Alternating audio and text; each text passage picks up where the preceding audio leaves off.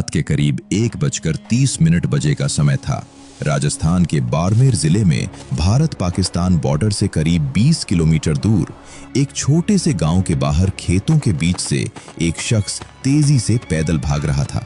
उसने काले रंग का सूट पहना हुआ था और उसकी पीठ पर एक बैकपैक था। वो बीच बीच में पीछे मुड़कर देख रहा था, जैसे उसे लग रहा हो कि कोई उसका पीछा कर रहा है। उसके चेहरे पर पसीना आ रहा था और सांस फूल रही थी, लेकिन वो रुकने का नाम नहीं ले रहा था। वो जानता था कि अगर वो एक बार रुक गया तो फिर शायद वो कभी नहीं रुक पाएगा। अचानक उसकी नजर सामने एक पुराने खंडहर पर पड़ती है। वो तेजी से उस खंडहर की तरफ बढ़ता है और अंदर घुसकर एक दीवार के पीछे छिप जाता है। वहां पहुंचकर वो अपने बैकपैक से एक छोटा सा डिवाइस निकालता है जो दिखने में एक पुराने रेडियो जैसा लग रहा था। वो उस डिवाइस पर कुछ बटन दबाता है और फिर उसे फिर से बैकपैक में रख लेता है। लेकिन तभी दूर से कुछ गाड़ियों की हेडलाइट्स दिखाई देती हैं। वो गाड़ियां तेजी से उसी खंडहर की तरफ आ रही थीं। उस शख्स की सांसें तेज हो गईं। वो समझ चुका था कि अब वो बच नहीं सकता। फिर भी उसने एक बार फिर से अपनी जान बचाने की कोशिश की। वो खंडहर के पिछले हिस्से से निकलकर एक छोटे से रास्ते से भागने लगा। लेकिन जैसे ही वो कुछ कदम बढ़ा, उसके सामने एक और गाड़ी आकर रुकती है और उस गाड़ी से उतरने वाले लोग उसे घेर लेते हैं। उनके हाथों में हथियार थे और उन्होंने सीधे उस शख्स पर निशाना साध लिया। एक अफसर ने तेज आवाज में कहा, रुक जा, हिला मत, वरना गोली मार देंगे। वो शख्स समझ गया था कि अब उसकी कोई उम्मीद नहीं है। उसने धीरे से अपने हाथ ऊपर कर दिए और अपने घुटनों के बल बैठ गया। कुछ ही सेकंड में सुरक्षाकर्मी उसके पास पहुंच गए और उसे जमीन पर लिटाकर उसके हाथ बांध दिए। उसका बैकपैक उससे अलग कर लिया गया और एक तरफ रख दिया गया। जब उस बैकपैक को खोला गया तो अंदर से कई सारी चीजें निकली। एक लैपटॉप, 3 सिम कार्ड, एक हैंडगन, कुछ कारतूस और सबसे हैरान करने वाली चीज थी एक नक्शा जिस पर राजस्थान के 3 अलग-अलग जगहों पर लाल निशान लगे हुए थे। उन निशानों के नीचे कुछ नंबर लिखे थे और तारीखें भी लिखी हुई थीं। उस शख्स को उठाकर एक गाड़ी में बैठा दिया गया और पूरा काफिला वहां से रवाना हो गया। उसकी ओर से कोई प्रतिरोध नहीं था। वो चुपचाप बैठा रिप्रेजेंट रहा, जैसे उसे पता था कि ये दिन आना ही था। लेकिन मैं जानता हूं कि अब आप लोग सोच रहे होंगे कि आखिर वो शख्स कौन था जिसे इतनी बड़ी कार्रवाई के बाद पकड़ा गया था। वो आतंकवादी था या कोई जासूस था? और उसके पास जो नक्शा मिला था उस पर राजस्थान के जिन 3 जगहों पर निशान थे, वो जगहें क्या थीं? क्या वो कोई बड़ा हमला प्लान कर रहा था? और अगर वो इतना ही खतरनाक था तो उसने अपने आप को सरेंडर क्यों कर दिया? उसने कोई मुकाबला क्यों नहीं किया? तो चलिए आपको बताते हैं इस कहानी की असली शुरुआत। दरअसल इस कहानी की शुरुआत साल 2021 के आखिर में होती है। वो दौर जब पूरी दुनिया कोरोना महामारी से उबर रही थी और हर तरफ धीरे धीरे चीजें सामान्य हो रही थीं। लेकिन इसी दौरान भारत की खुफिया एजेंसी इंटेलिजेंस ब्यूरो को एक बहुत ही गुप्त सूचना मिलती है। सूचना ये थी कि पाकिस्तान की खुफिया एजेंसी ISI ने एक नया मॉड्यूल तैयार किया है जिसका नाम रखा गया है ऑपरेशन कोल्ड फायर। इस ऑपरेशन के तहत कुछ ऐसे लोगों को चुना गया था जो बिल्कुल भारतीय लगते थे। उनकी बोली भारतीय थी, उनके रहन सहन के तरीके भारतीय थे और वो आसानी से किसी भी भारतीय शहर में घुल मिल सकते थे। इन लोगों को पाकिस्तानी POK में कई महीनों तक ट्रेनिंग दी गई थी। उन्हें हथियार चलाना सिखाया गया था, उन्हें बम बनाना सिखाया गया था और सबसे अहम बात यह थी कि उन्हें सुरक्षा एजेंसीज की निगरानी से बचने के तरीके भी सिखाए गए थे।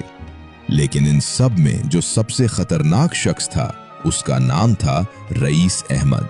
रईस अहमद को ऑपरेशन कोल्ड फायर में कोड नेम दिया गया था सांप, क्योंकि जैसे सांप बिना आवाज के अपने शिकार पर वार करता है, वैसे ही ये बिना किसी को पता लगे अपना काम कर सकता था। रईस अहमद मूल रूप से पाकिस्तान के लाहौर शहर का रहने वाला था, लेकिन उसने अपनी पहचान बदलकर अपने आप को भारत का नागरिक बना लिया था। उसने कई महीनों तक राजस्थान के अलग अलग शहरों में घूमकर वहां की ज्योग्राफी, वहां के सुरक्षा व्यवस्थाओं और वहां के लोगों की आदतों का अध्ययन किया था। वो जानता था कि कौन सा रास्ता कहाँ जाता है, किस समय पर किस जगह पर कम सुरक्षा होती है और कैसे वो बिना पकड़े अपना काम कर सकता था। लेकिन उसकी सबसे बड़ी ताकत और उसकी सबसे बड़ी कमजोरी दोनों एक ही चीज थी, वो था उसका बेटा। रईस अहमद का एक 14 साल का बेटा था जिसका नाम था फैसल। फैसल पाकिस्तान के एक मदरसे में पढ़ता था और उसकी ट्रेनिंग भी कराई जा रही थी। रईस अहमद जो भी कर रहा था वो अपने बेटे के भविष्य के लिए कर रहा था।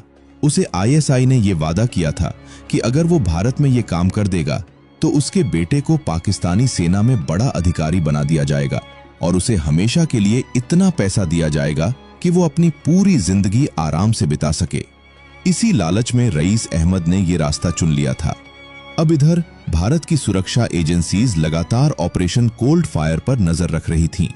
आईबी और रॉ के अलग अलग सोर्स से ये बात सामने आ गई थी कि राजस्थान के कुछ चुनिंदा इलाकों में कोई बड़ा हमला होने वाला है, लेकिन हमला कब होगा, कहां होगा और कौन लोग इसमें शामिल हैं, इसकी कोई सटीक जानकारी नहीं थी।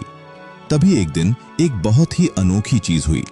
राजस्थान के एक छोटे से गांव में एक मस्जिद के इमाम साहब की हत्या हो जाती है। पुलिस को यह मामला साधारण लग रहा था कि शायद किसी पुरानी रंजिश के चलते ऐसा हुआ है, लेकिन जब इस केस की जांच आगे बढ़ी तो पता चला कि उस इमाम साहब के पास एक डायरी थी जो गायब हो गई थी। वो डायरी मिलती तो शायद कई राज खुलते। इस मामले में जब गहराई से जांच हुई तो पता चला कि उस इमाम साहब ने रईस अहमद के बारे में कुछ जानकारी जुटा ली थी और वो उसे पुलिस तक पहुंचाने वाले थे, लेकिन इससे पहले ही उनकी हत्या कर दी गई। अब ये बात सुरक्षा एजेंसीज तक पहुंची तो उनकी नजरें उस गांव के आसपास के इलाकों पर टिक गईं। कई महीनों की निगरानी और इंटेलिजेंस जुटाने के बाद पता चला कि रईस अहमद राजस्थान के किसी इलाके में छिपा हुआ है और वो आने वाले कुछ ही हफ्तों में बड़ा हमला करने वाला है। लेकिन उसे पकड़ना बहुत मुश्किल था क्योंकि वो अपनी पहचान बदल बदल कर रहता था। कभी वो एक किसान के भेष में होता था तो कभी एक मजदूर के भेष में। उसकी बोली भी इतनी स्थानीय हो गई थी कि कोई भी आसानी से उसे पहचान नहीं सकता था। तब तक सुरक्षा एजेंसीज ने एक अलग तरीका अपनाया। उन्होंने स्थानीय लोगों से संपर्क करना शुरू किया। वो गांव-गांव जाकर लोगों से बात करते और उन्हें समझाते कि अगर उन्हें कुछ भी संदिग्ध दिखे तो वो तुरंत सूचना दें। ये काम बहुत ही धीरे धीरे चल रहा था और किसी को इस बात की भनक नहीं थी कि असल में क्या हो रहा है। इसी दौरान एक आम आदमी सामने आता है। उसका नाम था श्यामलाल। श्यामलाल उसी इलाके में एक छोटी सी चाय की दुकान चलाता था। उसकी दुकान एक बस स्टैंड के पास थी जहां से लोग अलग अलग शहरों के लिए बसें पकड़ते थे। श्यामलाल को रोज सैकड़ों चेहरे दिखते थे, लेकिन एक शख्स ने उसका ध्यान खींचा। वो शख्स बार बार उसी बस स्टैंड पर आता था और कभी किसी से बात करता तो कभी किसी से। वो किसी भी बस में नहीं बैठता था, बस स्टैंड पर घूमता रहता था और फिर चला जाता था। श्यामलाल को यह बात अजीब लगी। उसने उस शख्स पर नजर रखनी शुरू कर दी। एक दिन उसने देखा कि वो शख्स अपनी जेब से एक छोटा सा कागज निकालता है और उस पर कुछ लिखकर एक पेड़ के नीचे छुपा देता है। श्यामलाल ने जब वो कागज निकालकर देखा तो उस पर कुछ लिखा था, लेकिन वो किसी कोड में लिखा था जिसे वो समझ नहीं पाया। लेकिन उसे यकीन हो गया था कि ये शख्स कोई साधारण नहीं है। श्यामलाल ने तुरंत अपने एक रिश्तेदार से संपर्क किया जो राजस्थान पुलिस में तैनात था। उसने उसे पूरी बात बताई और वो कागज भी दे दिया। जब पुलिस ने उस कागज को अपने एक्सपर्ट्स को दिखाया तो पता चला कि ये कोड पाकिस्तानी खुफिया एजेंसी आईएसआई का एक स्टैंडर्ड कोड था। इसका मतलब साफ था कि ये शख्स किसी बड़े खेल का हिस्सा था। अब पुलिस ने उस शख्स का पीछा करना शुरू कर दिया। उन्हें पता चला कि वो शख्स कोई और नहीं बल्कि रईस अहमद ही था, लेकिन वो इतना चालाक था कि पुलिस को चकमा दे देता था। हर बार जब पुलिस उसके करीब पहुंचती वो गायब हो जाता। उसने अपने रहने के कई ठिकाने बना रखे थे और वो हर कुछ दिनों में अपनी जगह बदल लेता था। उसे पकड़ना एक चुनौती बन गया था।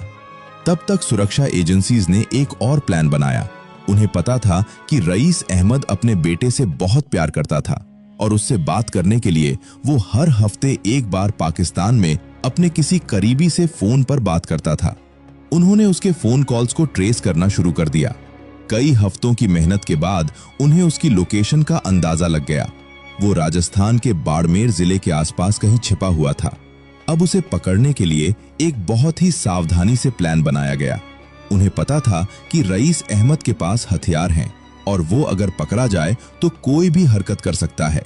इसलिए उसे तब पकड़ने का फैसला किया गया जब वो कम से कम सतर्क हो, और वो समय था रात का। उस रात रईस अहमद को पता चल गया था कि पुलिस उसके करीब है। उसने तुरंत अपना बैकपैक पैक किया और वहां से भागने लगा। वो जानता था कि अगर वो एक बार पकड़ा गया तो उसकी मौत तय है, इसलिए वो पूरी ताकत से भाग रहा था। उसने अपने सारे नक्शे, सबूत और लैपटॉप अपने पास रखे थे ताकि कहीं वो सबूत न छूट जाए। वो बाड़मेर के खेतों और ऊबड़ खाबड़ रास्तों से होता हुआ उस खंडहर तक पहुंच गया जहां से हमने इस कहानी की शुरुआत की थी। वहां पहुंचकर उसने अपने लैपटॉप से आखिरी बार अपने कमांडर को मैसेज भेजने की कोशिश की, लेकिन तभी उसने देखा कि चारों तरफ से गाड़ियां आ रही हैं। वो समझ गया था कि अब उसकी कोई उम्मीद नहीं है। उसने हथियार नहीं उठाया क्योंकि वो जानता था कि अगर उसने एक भी गोली चलाई तो उसे वहीं मार दिया जाएगा। वो चाहता था कि वो जिंदा पकड़ा जाए क्योंकि उसे अब भी उम्मीद थी कि किसी तरह वो बच निकलेगा। लेकिन उसकी ये उम्मीद झूठी निकली। जब उसे हिरासत में लेकर पूछताछ की गई तो उसने सब कुछ कबूल कर लिया। उसने बताया कि वो राजस्थान के 3 अलग अलग जगहों पर बॉम्ब ब्लास्ट करने वाला था।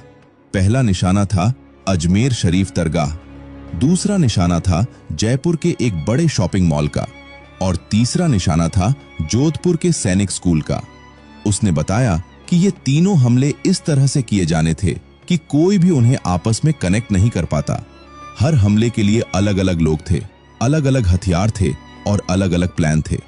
लेकिन उसके पकड़े जाने के बाद उसके साथी भी डर गए और वो अपने अपने ठिकानों से भागने लगे। सुरक्षा एजेंसीज ने उन्हें एक एक करके पकड़ लिया और इस तरह एक बहुत बड़ा खतरा टल गया। रईस अहमद को आज भी एक सीक्रेट जेल में रखा गया है और उससे लगातार पूछताछ चल रही है क्योंकि उसके पास अभी भी बहुत सी ऐसी जानकारियां हैं जो सुरक्षा एजेंसीज के लिए बहुत महत्वपूर्ण हैं। और श्यामलाल, वो आज भी अपनी उसी चाय की दुकान पर चाय बेचता है। उसे कोई मेडल नहीं मिला, कोई अवार्ड नहीं मिला, किसी ने उसका नाम अखबारों में नहीं छापा, लेकिन उसने एक ऐसा काम किया जिसने हजारों लोगों की जान बचाई।